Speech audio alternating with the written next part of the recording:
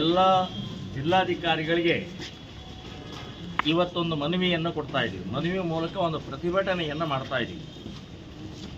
ಇತ್ತೀಚೆಗೆ ಕಾಂಗ್ರೆಸ್ ಸರ್ಕಾರ ರಾಮನಗರ ಜಿಲ್ಲೆಯನ್ನು ಪರಿವರ್ತನೆ ಮಾಡಿ ಬೆಂಗಳೂರು ದಕ್ಷಿಣ ಜಿಲ್ಲೆ ಅಂತನ್ನುವಂಥದ್ದು ಹೆಸರನ್ನು ಕೊಟ್ಟಿದ್ದಾರೆ. ಇದನ್ನು ಖಂಡಿಸ್ತಾ ಇದ್ದೀವಿ, ವಿರೋಧಿಸ್ತಾ ಇದ್ದೀವಿ.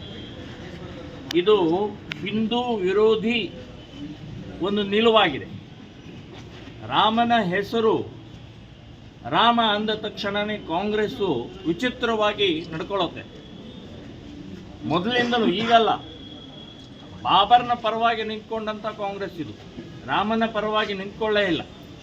ರಾಮ ಕಾಲ್ಪನಿಕ, ರಾಮ ಕಟ್ಟುಕತೆ ಅಂತ ಹೇಳಿ ಅಫಿಡವಿಟ್, ಸುಪ್ರೀಂ ಕೋರ್ಟಿಗೆ ಅಫಿಡವಿಟ್ ಬರೆದು ಕೊಟ್ಟಂಥ ಕಾಂಗ್ರೆಸ್ ಇದು.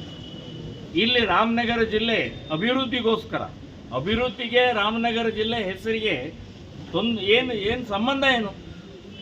ಏನೇನೂ ಸಂಬಂಧ ಇಲ್ಲದಂಥ ಈ ರಾಮನಗರ ಜಿಲ್ಲೆಯನ್ನು ಬದಲಾವಣೆ ಮಾಡ್ತಾ ಇರುವಂಥದ್ದು ಮುಸ್ಲಿಂ ತುಷ್ಟೀಕರಣಕ್ಕಾಗಿ.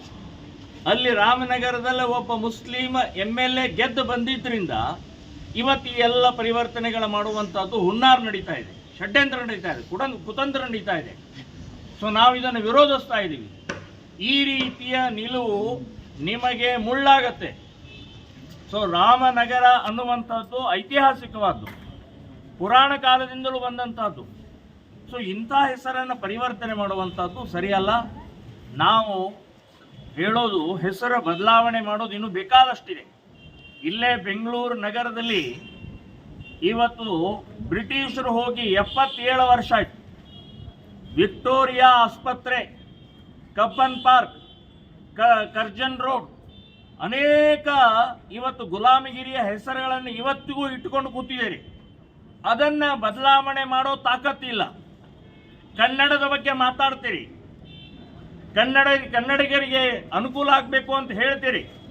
ಆದರೆ ಈ ಗುಲಾಮಿ ಹೆಸರು ಯಾಕೆ? ರಾಮನಗರ ಜಿಲ್ಲೆ ನಿಮಗೇನು ತೊಂದರೆ ಕೊಡ್ತಾ ಇದೆ? ಅಭಿವೃದ್ಧಿ ಮಾಡೋಕ್ಕೆ ನಿಮಗೆ ಆ ಹೆಸರು ಏನು ತೊಂದರೆ ಕೊಡ್ತಾ ಇದೆ? ಸೊ ಇದನ್ನು ನಾವು ಖಂಡಿಸ್ತಾ ಇದ್ದೀವಿ, ವಿರೋಧಿಸ್ತಾ ಇದ್ದೀವಿ. ವಾಪಸ್ ತಗೊಳ್ಬೇಕು ಅಂತನ್ನುವಂಥದ್ದು ನಮ್ಮ ಆಗ್ರಹ ಇದೆ.